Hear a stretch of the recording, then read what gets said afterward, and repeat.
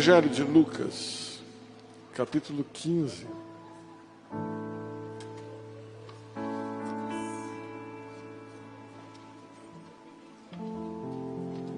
Eu me lembro uma vez que estive aqui, eu preguei sobre esse texto e eu falei sobre o irmão desse moço. Eu já quero falar desse moço. Pode continuar, tá, Vitor? Tá a coisa mais linda do mundo isso aí.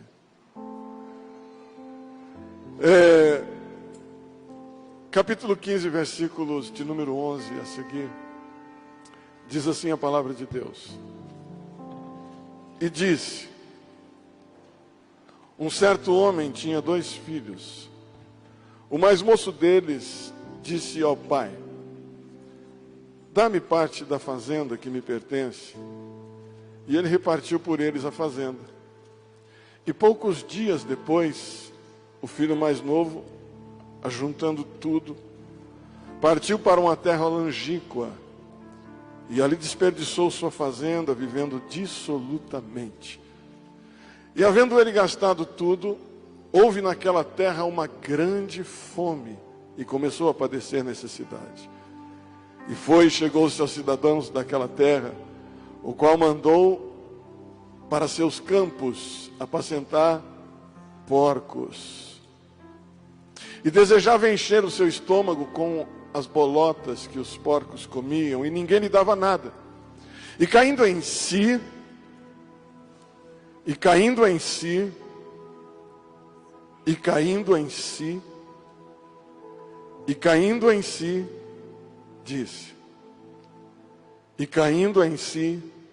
disse.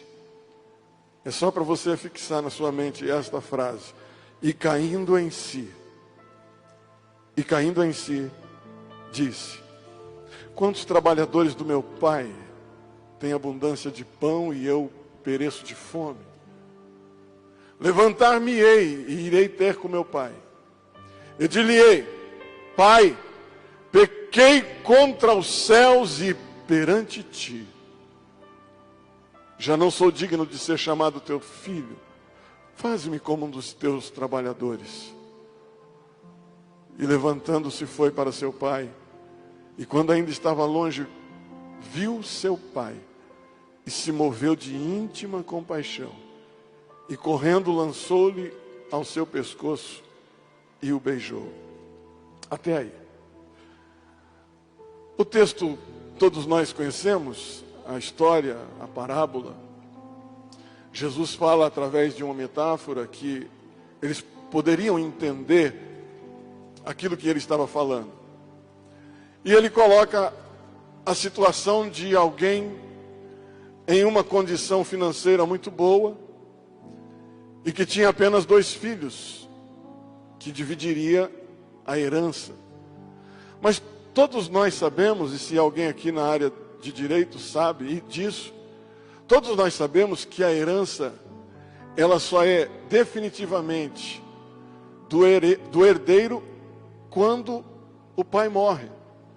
Quando aquele que é o dono da herança, o proprietário de tudo, morre. Ele faz a partilha, pode fazer a partilha ainda em vida, mas eles vão receber quando o pai morrer. Hoje, a Constituição abriu um leque muito grande, e o pai que quiser fazer a partilha, viu, Mia? Se você quiser fazer a partilha dos seus bens hoje, em vida, você que tem bastante bens, quiser fazer a partilha dos seus bens em vida, e distribuir aos seus filhos em vida, você já pode fazer isso. A lei, a nossa Constituição permite que seja feito. Mas naquela época, não havia essa situação. O pai fazia por bondade. O pai fez naquela ocasião por bondade.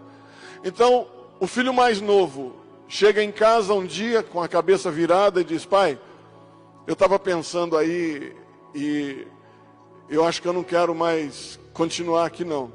Eu vou seguir minha vida e eu quero pedir ao Senhor que divida aí a parte que me pertence da herança e me dá em dinheiro esse negócio que eu vou resolver minha vida, eu vou comprar umas terras, vou se virar, vou viver por minha conta. E a Bíblia diz, Jesus falando da história, que o pai cede ao filho, faz a partilha dos bens, vê o que é dele, o que pertencia a ele, e por doação ele entrega ao filho. Até que se resolvesse juridicamente, que hoje ainda, alguns casos levam anos para se resolver, mas até que se resolvesse juridicamente aquele negócio, aquela situação, ele esperou ali na casa do pai. Mas quando se resolveu, a Bíblia diz assim, e poucos dias depois, vamos ler, para nós não perdermos o foco, e poucos dias depois, versículo 13, isso, se você puder acompanhar na mídia aí, vai ficar muito chique. E poucos dias depois, o filho mais novo, ajuntando tudo que o pai partilhou para ele, partiu para uma terra distante, longínqua. Ele foi embora. E aí nós pensamos, no caso aqui, que esse filho pródigo, talvez fosse um cara avarento, que ele queria cuidar dos seus bens, porque não queria deixar sobre os cuidados do pai, né? Podemos pensar assim. Nós podemos pensar que esse filho era aquele filho que, por ver o seu irmão que estava bem próximo do pai, o irmão mais velho, que tinha mais direitos que ele, por ver aquele seu irmão mais junto do pai, talvez por ciúmes ele pede a parte que lhe pertencia para sair daquele ambiente político, de inveja. Talvez, nós estamos conjecturando.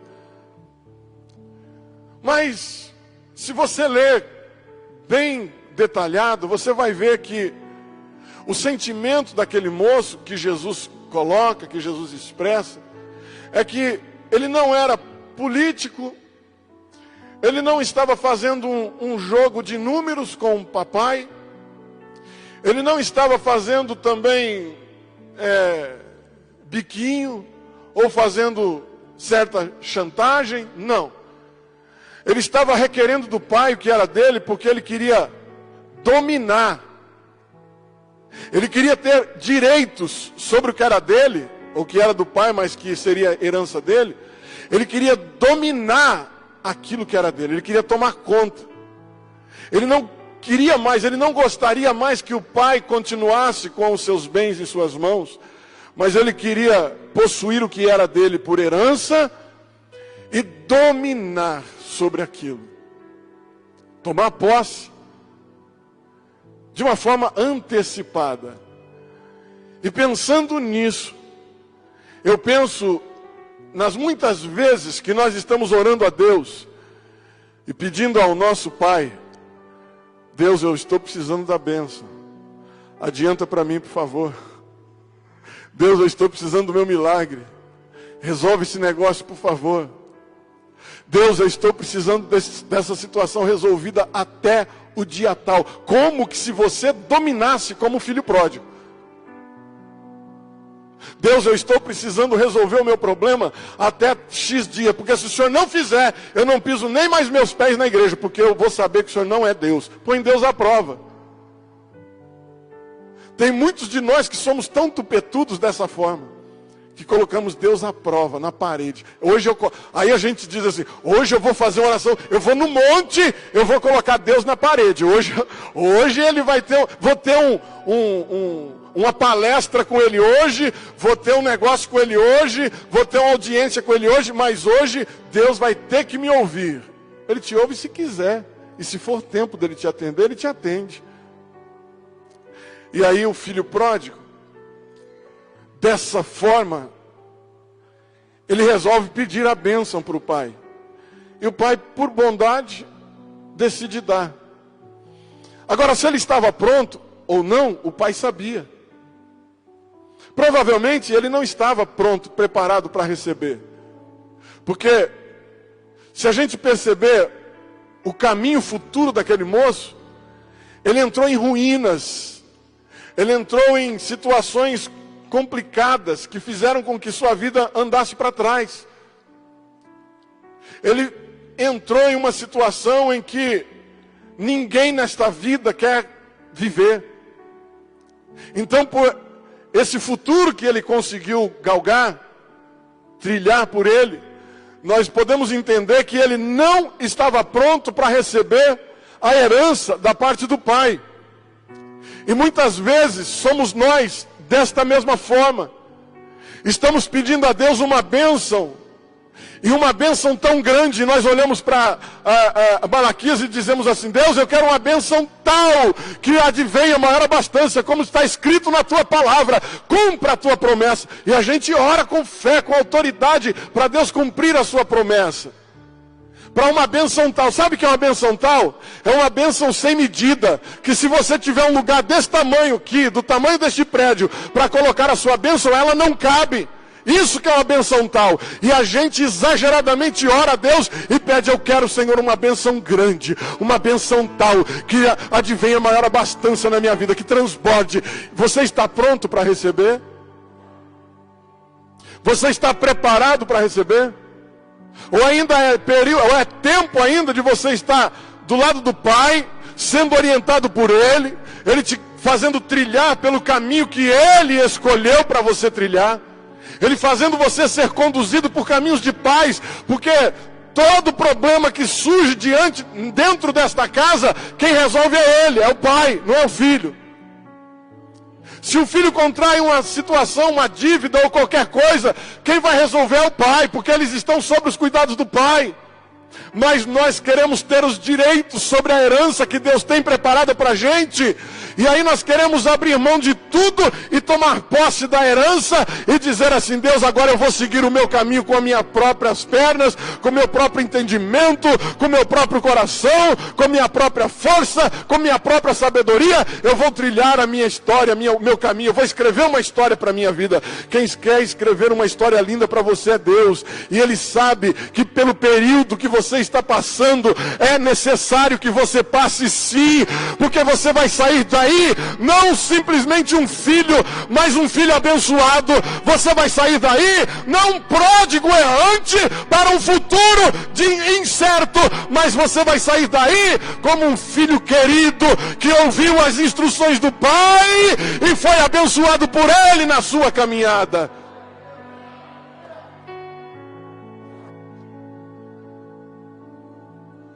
E aí, nós paramos para pensar no filho. Pai, me dá a parte da herança. Se eu dissesse assim: quantos aqui, quantos podem, não levante não, quantos podem levantar as mãos, quem já pediu uma bênção para Deus assim, tão grande e fora do tempo? Às vezes, você tem passado por tantos apertos, tantas situações na vida, por tantas dificuldades, que chega um ano desses anos de dificuldade, que você diz assim: eu já estou pronto para receber, Deus pode mandar. E Ele não manda nada. E aí você que achava que estava pronto para receber, não está pronto nem para ouvir um não de Deus. Não está pronto nem para ouvir Deus dizer: ainda não é tempo. Não está pronto nem para não ouvir Deus, porque Ele fica em silêncio. Muitas vezes nas nossas orações nós não sabemos como orar, porque nós não ouvimos mais a voz de Deus, não sentimos, não percebemos no nosso coração. Nós não temos mais aquele sentimento de que Ele está perto da gente. Mas Ele nunca te abandonou e nunca vai te abandonar, porque é promessa do Senhor. Ele deixou um outro Consolador para que estivesse com vocês todos os dias, até a consumação dos séculos, e Ele jamais vai te abandonar. O Salmo 23, o salmista diz: o Senhor é o meu pastor, Ele é o meu pastor, e todo o tempo Ele vai estar comigo. Sabe por quê?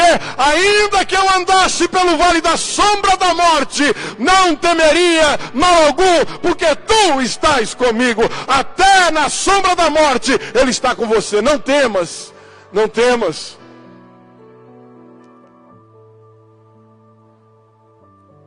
E o filho então junta tudo e vai embora.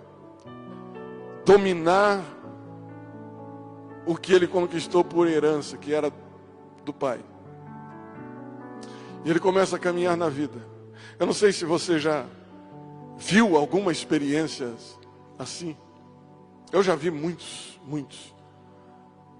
Homens que tinham uma riqueza muito grande. E de repente um filho antecipadamente quer possuir a herança de direito. E de repente ele possui e perde tudo. Põe tudo a perder. Aquele que tem o coração altivo nunca vai poder conseguir as bênçãos dos céus na sua vida, nunca. Porque isso é para humildes de coração. Quando eu olho para esse moço, que partiu com muito dinheiro na mão, muito dinheiro, ele começa a esbanjar dinheiro. Era rico e achava que nunca ia acabar o que ele tinha. Mas tem um ditado que dinheiro não leva desaforo para casa.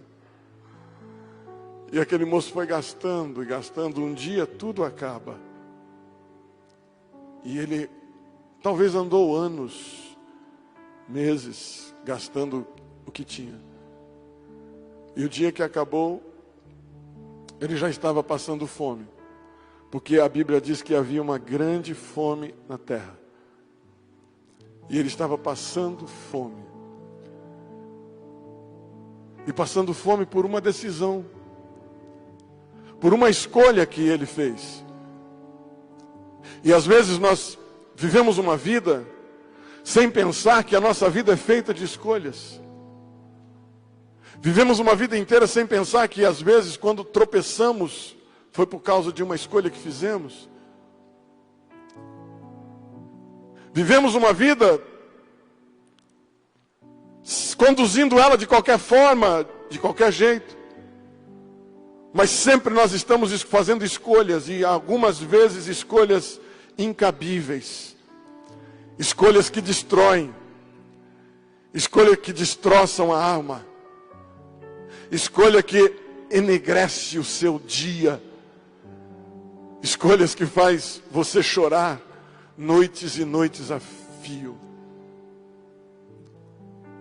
Tem gente que escolheu bem, tem gente que não conseguiu ter essa mesma sorte. E eu não falo só do marido que você escolheu, não. Você não sabia que ele ia ser careca. Você não sabia que ele ia ser barrigudo. Você não sabia nada disso. Você não sabia que ela ia ter esses problemas de pressão alta, diabetes. Você não sabia nada disso. Mas você escolheu e de repente, lá na frente alguém fala assim: rapaz, está difícil levar. A mulher tem diabetes, de vez em quando ela fica brava, fica um veneno. Gente, eu não aguento mais. E aí resolve trocar, porque tem os picos, né? Escolhas. Aí você fez uma promessa no pé do pastor, debaixo da mão dele, debaixo de várias testemunhas e diante de Deus. Você promete até o fim. Aí como nós estamos vivendo a era da troca e não do conserto, quando a coisa fica ruim, a pobreza vem, aí tem que haver uma troca por uma coisa melhor. Quando a doença vem, tem que haver uma troca por uma coisa saudável. Quando a velhice chega, que já está vendo ruguinha, barriguinha, coisinha, cabelinho branco, aí já troca por alguém que não tem, o que pinta, vai te enganar. Sabe, escolhas na vida, elas precisam ser feitas na direção de Deus. Já que você é crente, a sua vida precisa ser dirigida por Ele. O Pai está em casa para te orientar, e Ele jamais quer que você saia daí. Ele quer que você fique ali, porque Ele tem todas as orientações para a sua vida. O dia que for para você sair, Ele vai te abençoar. Você vai sair pronto para o mundo, e pronto para frutificar no mundo, para que o nome de Deus seja glorificado através da sua vida. E o pródigo sai, gasta o que tem, faz o que tem que fazer. Quando alguém toma essa decisão, é porque ele não está contente. E se você não está contente no meio que você convive, há um certo espírito de rebeldia que atua no seu coração. Porque se eu estou na casa do minha mãe está aqui hoje. Ela criou 7 filhos. O Levi é o mais velho. Só que é o filho santo de casa. Nunca deu problema para minha mãe. Ele nunca apanhou da minha mãe. Nunca nada. É o filho santo. É aquele lá atrás, toca trompete. Meu irmão, mais velho. E ele cresceu naquele ambiente. Aí vem o Leomar, vem a Leda, a Leila, todo mundo. Enquanto nós não estávamos prontos para sair de casa, nós não saímos.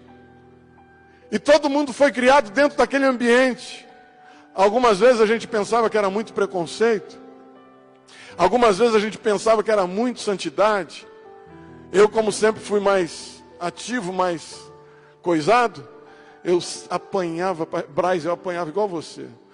Era vara verde, era o que achava na frente, cinta.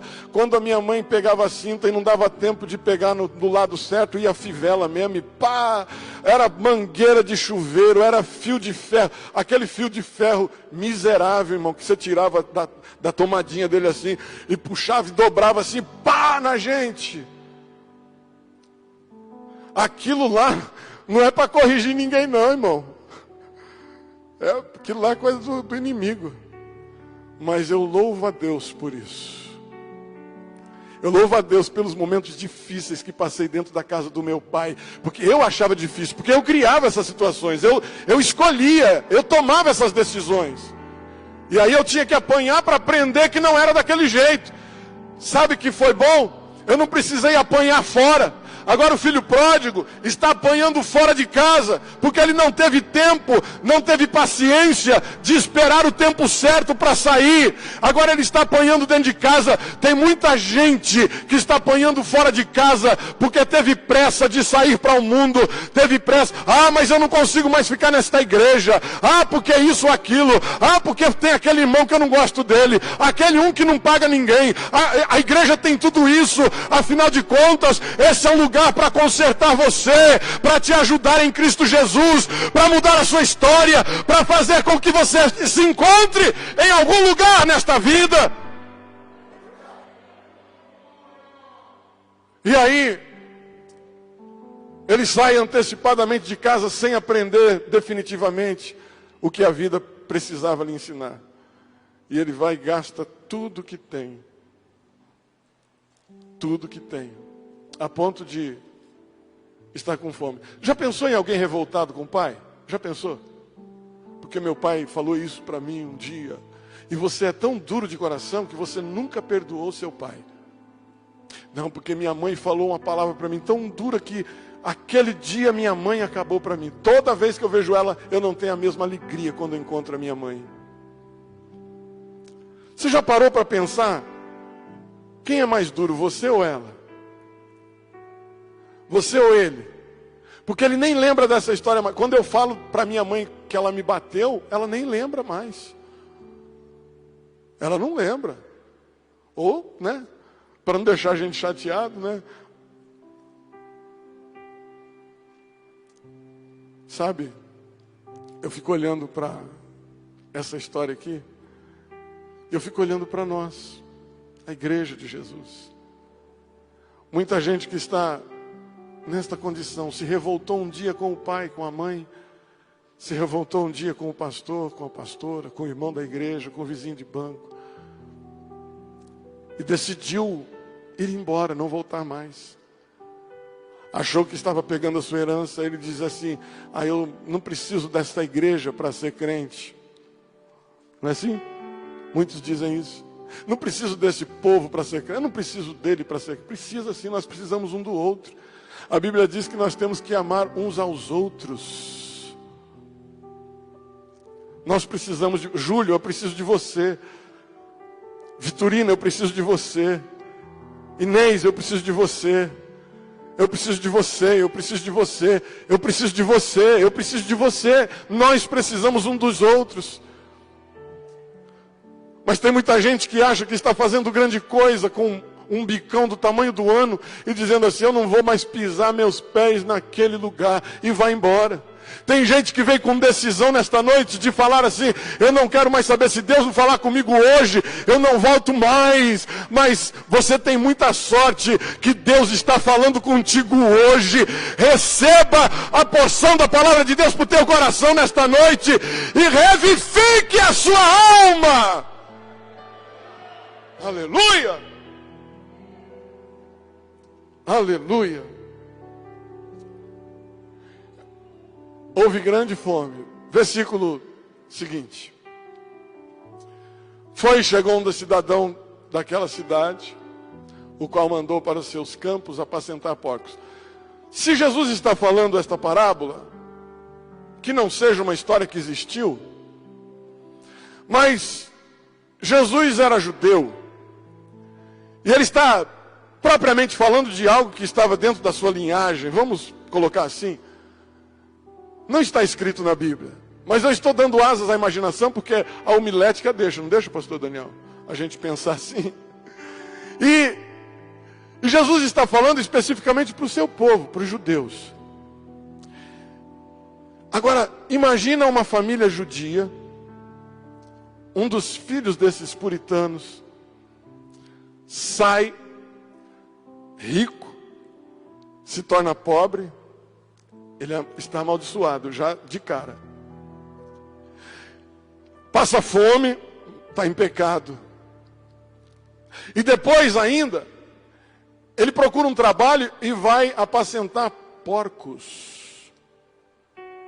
Ele vai apacentar porcos. Para um judeu, isso seria de nenhuma hipótese direito, ou nem passar na mente de um judeu.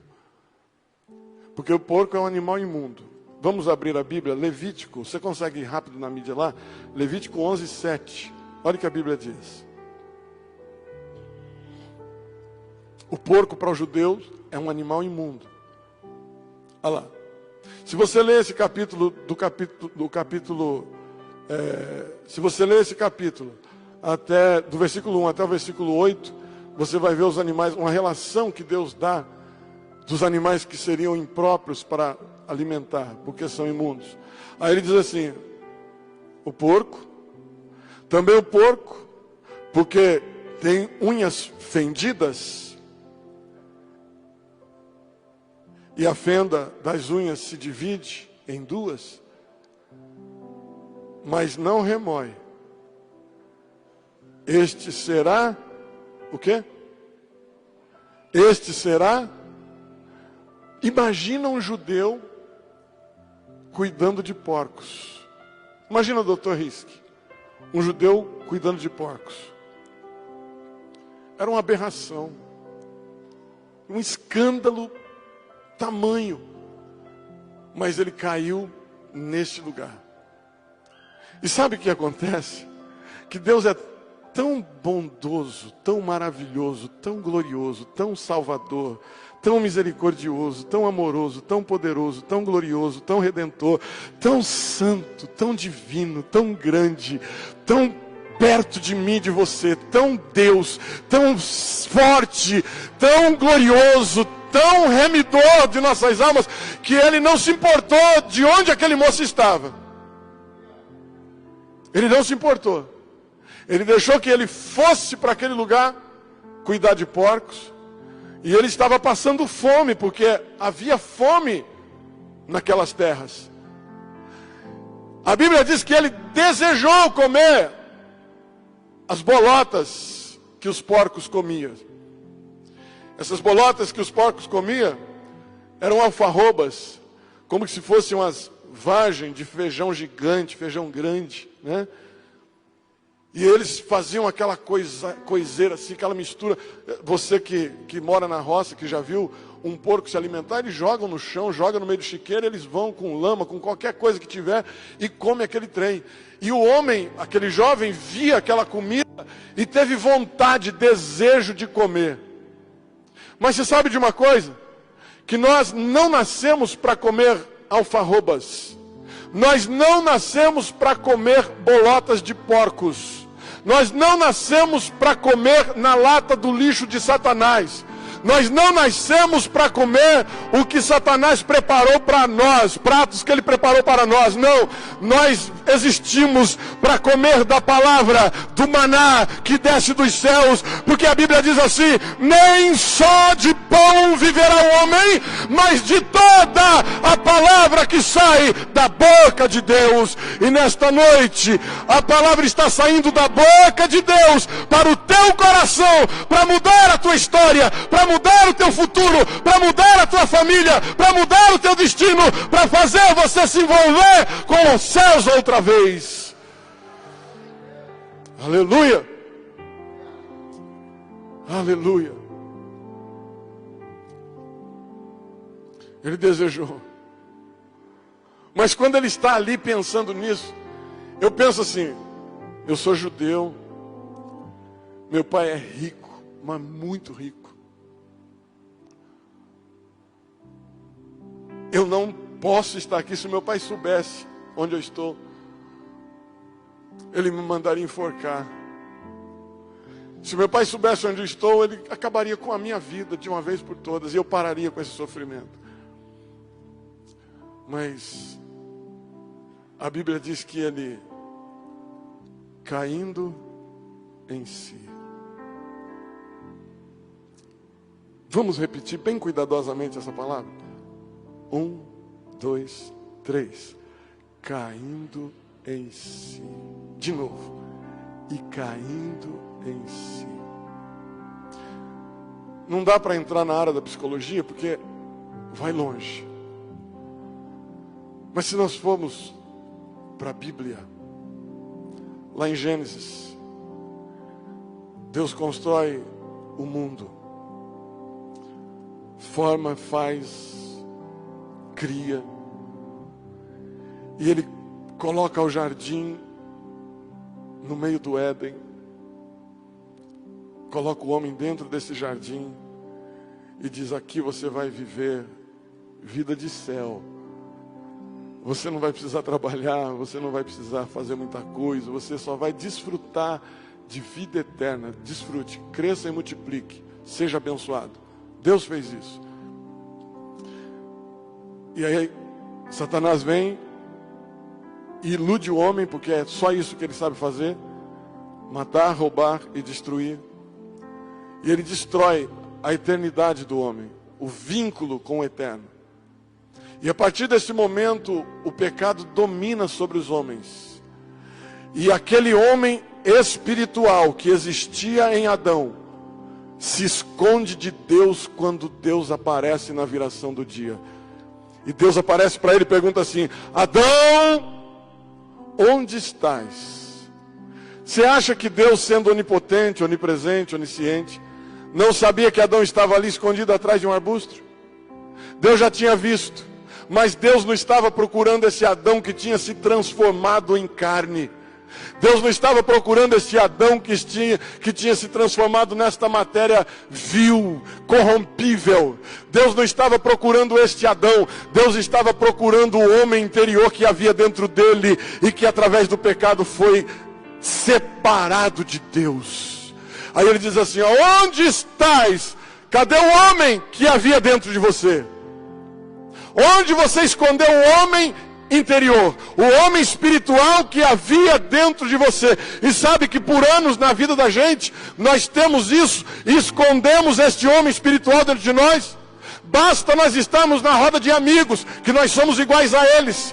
Basta nós estarmos na escola, no meio da bagunça, nós somos iguais a ele. Basta nós estarmos na fábrica onde trabalhamos, nós somos iguais a eles. O homem interior desaparece, ele fica escondido dentro deste barro velho que você é. Mas Deus nesta noite está dizendo para você: onde você escondeu a preciosidade que eu coloquei dentro de você?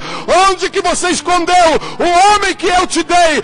Onde você escondeu a parte divina que eu coloquei na sua vida? Esse caindo em si, aquele moço se encontra nele mesmo, quando ele vê que a decisão que ele tomou lá atrás foi uma grande bobeira. A decisão que ele tomou achando que tinha todos os direitos da vida, era tudo que ele queria, foi a pior roubada da sua vida?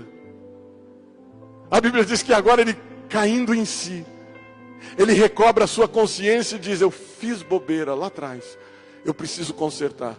Sabe o que isso chama? Arrependimento. Quantos já não conseguem ter arrependimento? Quantos que nem sabem o que é arrependimento? E aquele moço cai em si. Quantos de nós que precisamos cair em si, hein, irmão? Quantos de nós que achamos que estamos fazendo a coisa certa e estamos fazendo tudo errado? Quantos de nós que achamos que estamos fazendo a coisa que Deus está se agradando e Ele não está se agradando coisa nenhuma? Porque nós precisamos cair em si. Para cair em si você precisa ir lá dentro, no mais profundo do seu coração, e procurar aquele homem que Deus quer que você viva, aquela mulher que Deus quer que você viva, sem conversa, sem mentira, sem falsidade, sem hipocrisia, sem fingimento. Foi lido aqui hoje.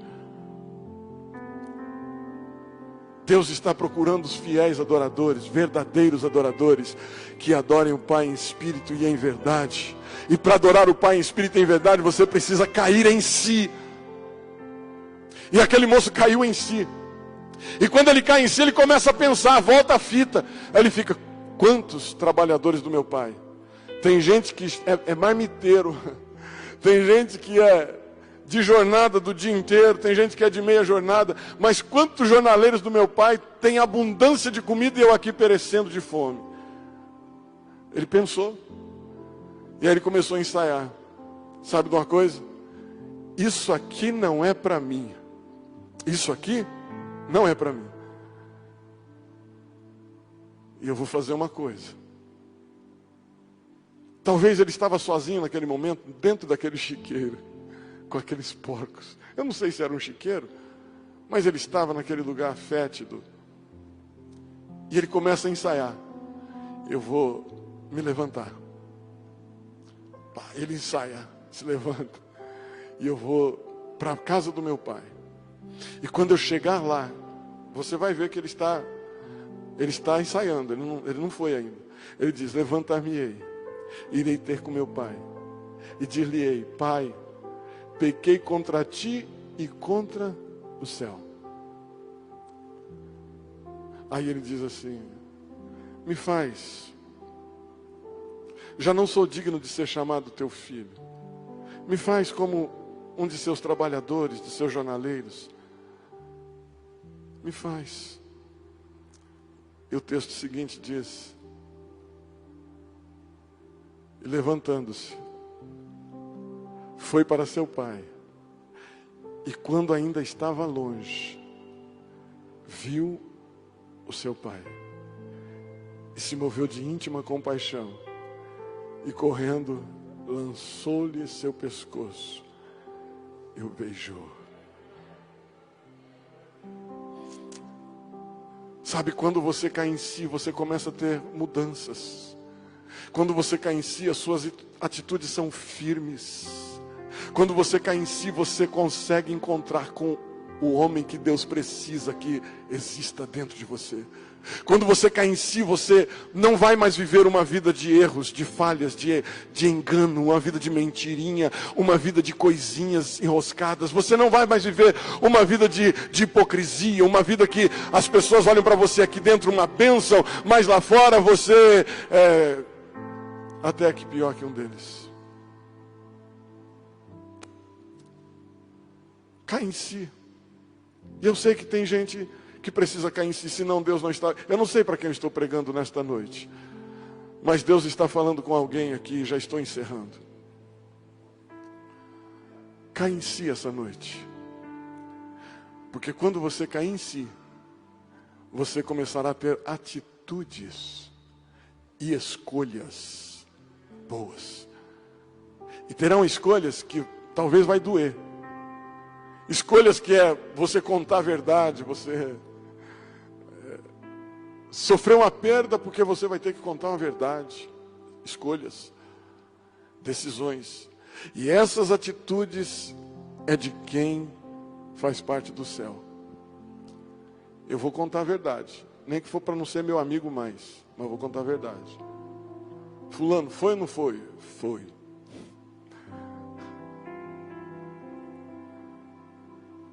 Não dá volta não, irmão. Você tem ou não tem? Tenho. Não tenho.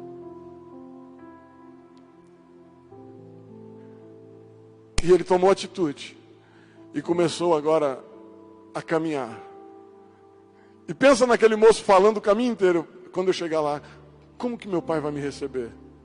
E se ele já estiver sabendo que eu estava cuidando de porcos? O que vai ser? Imagina a cabeça daquele jovem que está voltando para casa tentando reencontrar a família e se alinhar com os seus familiares. Imagina. E ele começa a caminhar e pensar, bom, se eu chegar lá e o meu pai olhar feio para mim, eu não vou conseguir entrar. Se eu chegar lá, o meu irmão vir com aquelas conversas para o meu lado, como ele conversava, eu também não vou, talvez eu dou uma na cara dele. Se eu chegar lá, a minha mãe, não fala da mãe, mas provavelmente ele tinha. Se a minha mãe olhar e fechar a porta, eu nunca mais apareço, eu vou cuidar de porcos de novo, eu vou voltar, eu vou criar porcos, eu vou fazer. Imagina a cabeça daquele homem, o psicológico daquele homem estava perturbado, voltando para casa. E é sempre assim, Satanás, quando você toma a decisão correta, Satanás fica te tentando, te seduzindo, para você errar de novo, para você dar um passo atrás, para você falhar outra vez, mais uma vez e mais uma vez. Mas o Espírito Santo está dizendo para você, não ceda, não ceda, não ceda, eu vou te abençoar, você vai se levantar, você vai chegar lá, você vai ser perdoado, a mão de Deus estará sobre a sua vida, a bênção de Deus retornará para você, o milagre de Deus acontecerá em você, a mão do Senhor estará sobre ti, você será salvo, a mão do Eterno será sobre a sua vida, o arrependimento o seu arrependimento foi reconhecido diante de Deus, você foi perdoado, levanta, levanta, levanta, o diabo está dizendo, não vai dar, não é para você, para por aí, eles vão olhar feio para você, eles vão olhar feio para você, eles vão olhar feio para sua família, não vão te receber bem, pode vir, porque você será bem recebido sim, aqui é a casa do Pai, e Ele ainda tem anel para teu dedo, Ele ainda tem roupa nova para o seu corpo, e Ele ainda tem sapato novo para te calçar. Aleluia! Aleluia! Glória ao nome de Jesus. Vamos de pé. Eu vou encerrar, porque senão nós vamos até amanhã falando. Levantar-me-ei, e irei ter com meu Pai. Levantar-me-ei, e irei ter com meu Pai. Tem gente quase que na condição deste homem. E tem parte desta história que encaixou direitinho na sua vida. Você tem condição de se levantar. Há um potencial de um homem vencedor, de uma mulher vencedora dentro de você. Há um forte guerreiro dentro de você que você nem imagina. Quando as suas forças são pequenas e você diz, eu não vou conseguir, você tem um poder de clamar do alto e dizer, Deus, me ajude, porque eu não consigo sozinho. O Espírito Consolador vem, te segura nas mãos e diz, eu te levanto, eu te sustento na destra da minha mão, eu te ajudo, vem porque eu vou te levantar.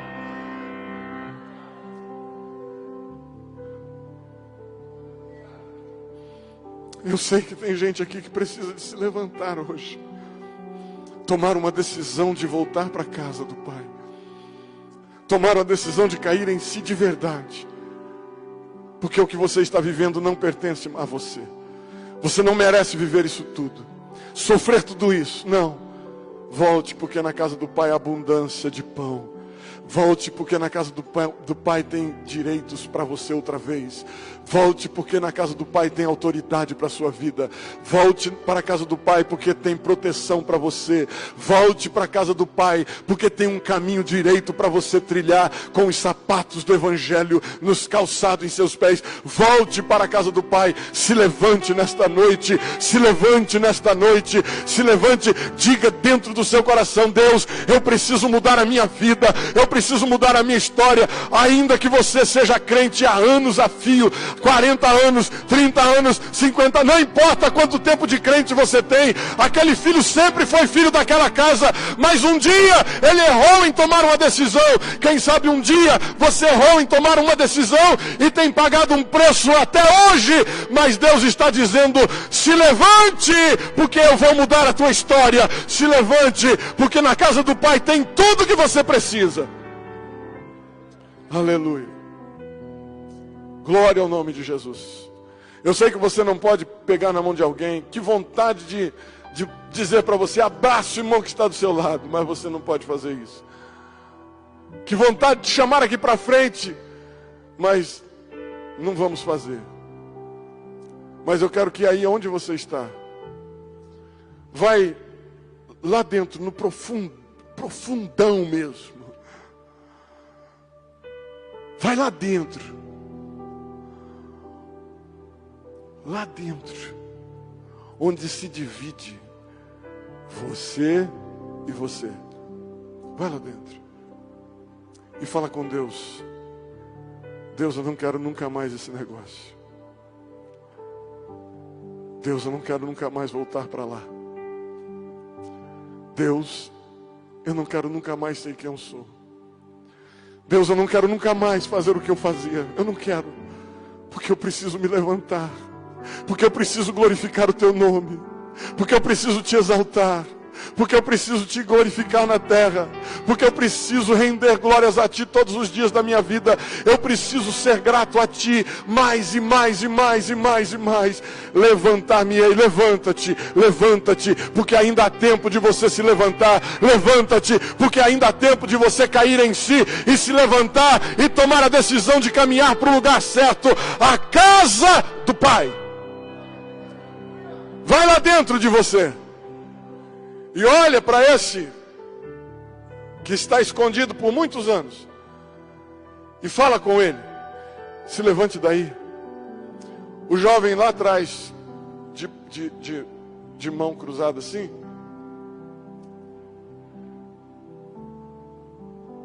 olha para quem está dentro de você. Para de olhar para esse que erra sempre, que falha sempre, que perde sempre, que tem um grande desejo de grandes vitórias, de grandes coisas, mas sempre tem fracassado nas suas buscas. Deus nesta noite te encontrou aqui. Deus nesta noite te trouxe aqui para mudar a tua história, a tua vida. Deus te trouxe aqui nesta noite para mudar tudo à sua volta.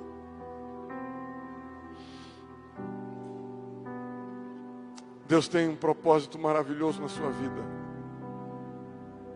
Viu, jovem? Deus tem um propósito grandioso na sua vida. Você tem sonhos e sonhos, projetos. Às vezes você não diz para os seus amigos porque eles vão zoar. Deus tem coisas grandes para você. Você já foi da casa do Pai e foi embora? Ou você nunca foi da casa do Pai?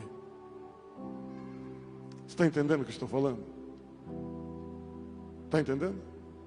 Não está entendendo. Você já frequentou algum lugar, alguma igreja, saiu dela, não quis mais voltar, não tinha força, sempre tinha uma surpresa, sempre tinha uma outra proposta, sempre tinha uma outra escolha, e as suas forças eram bem pequenas. Deus te encontrou hoje aqui. Deus te encontrou hoje aqui. Ele vai mudar a tua vida. Ele vai mudar a tua vida. Você não era para estar vivo. Deus tem um plano maravilhoso na sua vida. Vamos orar. Eu quero que você ore onde você estiver. E se tem alguém aqui que quer voltar à casa do Pai, que quer reencontrar com Ele, ou que queira aceitar a Cristo como seu único e suficiente Salvador, se você quiser, levante uma das suas mãos comigo, eu quero orar por você. Tem alguém que quer reencontrar com o Pai nesta noite? Levante sua mão, eu quero orar por você. Lá atrás. Tem alguém, tem mais alguém que quer reencontrar com Ele? Voltar para a casa do Pai. Você não precisa vir nessa igreja não, vai onde você quiser, mas volte para a casa do Pai. Caia em si, em nome de Jesus, porque Deus quer mudar a sua história. Eu quero que você vá lá dentro, encontra esse alguém que está perdido aí, encontra, busca e começa a falar: Deus, eu não quero mais isso. Eu quero outra vida. Eu quero viver uma outra dimensão contigo. Vamos orar? Vamos orar. Pai bendito, aqui está a tua igreja, teu povo. São os teus filhos, meu Deus. E eles precisam de uma vida contigo, Pai bendito, de acordo com a tua palavra.